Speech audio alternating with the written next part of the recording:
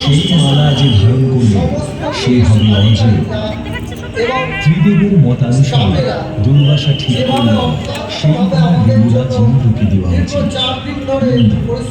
যিনি বর্ষা ও ফসলের দেবতা, তার প্রতি মানুষের যজ্ঞে ও পূজায় তার অহংকার বৃদ্ধি পাচ্ছিল উত্তরোত্তর। মহর্ষি দুর্বাসার বিজয় মাল্য লাভ করে তিনি তা তাচ্ছিল্য ভরে পড়িয়ে দিলেন তার বাহক ঐরাবতকে। কিন্তু ঐরাবত সেই মালার পূর্ণ সহ্য করতে না পেরে তার ছুরি ফেলে দিল।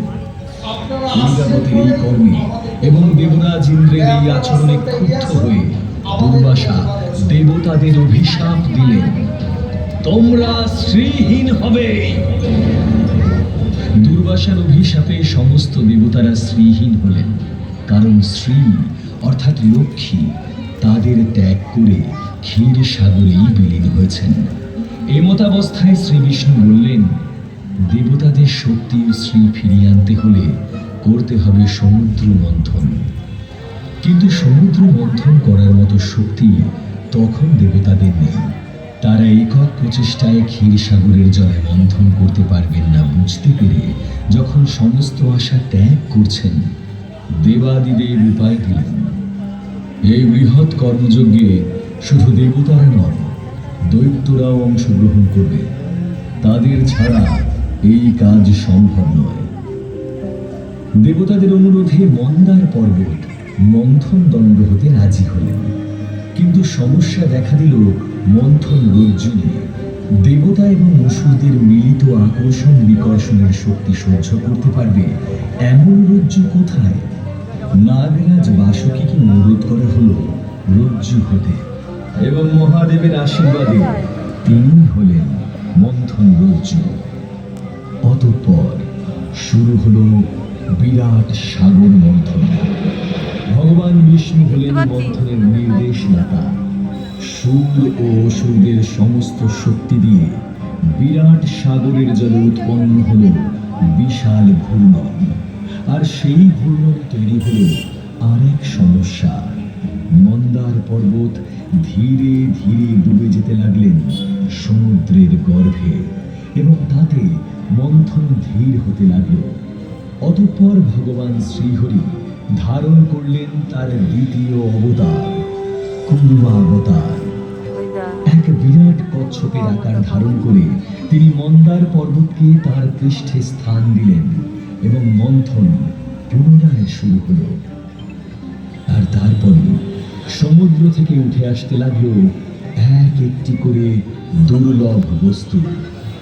চন্দ্রদেব, কল্পতরু, পারিজাত, কামধেনু, উচ্চৈঃশ্রবা, ঐরাবত, নানাবিধ রত্ন, মণি, মাণিক্য, অপ্সরাগণ, দেবী বারুণী, কৌস্তভূমি, পাঞ্চজন্য শঙ্খ, কৌমুদকী গদা এবং দেবী লক্ষ্মী। এইসবে উৎসাহিত হয়ে আবার চলল সমুদ্র মন্থন। তবে এইবার এক গভীর সংকট সৃষ্টি হলো অতিরিক্ত তেজে মন্থনের কারণে। নাগরাজ বাসুকীর শরীর থেকে নির্গত হওয়া বিষ সৃষ্টি করল কালান্তক গরল হলাহলে, যার প্রভাবে সমস্ত সৃষ্টি, দেবতা এবং অসুররা ধীরে ধীরে স্থিমিত হয়ে পড়েন।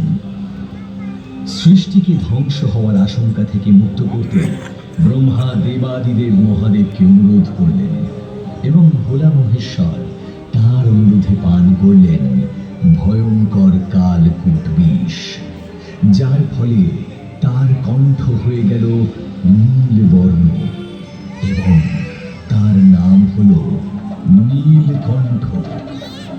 বিষের প্রভাব মুক্ত হয়ে পুনরায় মন্থন করার পর অবশেষে সমুদ্রের বুক থেকে উঠে এলেন ধন্বন্তরী, এবং সঙ্গে উঠল পরম বস্তু অমৃত, যা পান করলে অমরত্ব লাভ করবে যে কেউ। কিন্তু অমৃতের ভাগ পেতে দেবাসুরদের মধ্যে শুরু হলো প্রবল সংগ্রাম। অসুররা তখনও দেবতাদের চেয়ে বেশি শক্তিশালী, অতএব তারাই অমৃত ছিনিয়ে নিল। তাদের রাজা বলি বললেন, অমৃতের ভাগ আমরা দেবতাদেরকে দেব না। অনন্য পায় দেবতাদের বাঁচাতে তখন মোহিনী অবতার ধারণ করলেন স্বয়ং নারায়ণ, এবং তার রূপে ও মোহমায়ার বশে অসুররাজ রাজি হলেন অমৃতের ভাগ দেবতাদের দিতে। কিন্তু মোহিনী রূপী নারায়ণ নৃত্যগীতে আচ্ছন্ন অসুরদের পান করাতে লাগলেন বারুণী মদ্য, এবং দেবতাদের দিলেন অমৃত। কিন্তু সরভানু নামের এক বুদ্ধিমান অসুর এই ছলনার আভাস পেল। সে দেবতাদের রূপ ধারণ করে অমৃত লাভের আশায় স্থান নিল দেবতাদের মধ্যে। মোহিনী যখন তাকে অমৃত পান করাচ্ছে, তখন চন্দ্র ও সূর্য তার পরিচয় প্রকাশ করে। সরভানু অমৃত পান করে পলায়ন করতে সচেষ্ট হন, কিন্তু নারায়ণ তার সুদর্শন চক্র দিয়ে সরভানুর শিরশ্ছেদ করেন। তবে অমৃতের কল্যাণে সরভানুর মৃত্যু হয় না, তার শীষ হয় রাহু এবং শরীর হয় কেতু। কিন্তু এই ছলনার প্রত্যুত্তরে অসুররা আবারও দেবতাদের বিরুদ্ধে শুরু করে চিরন্তন যুদ্ধ। সে যুদ্ধ আলো আর অন্ধকারের, সে যুদ্ধ মায়া ও মুক্তির, সে যুদ্ধ মহামায়ার লীলা।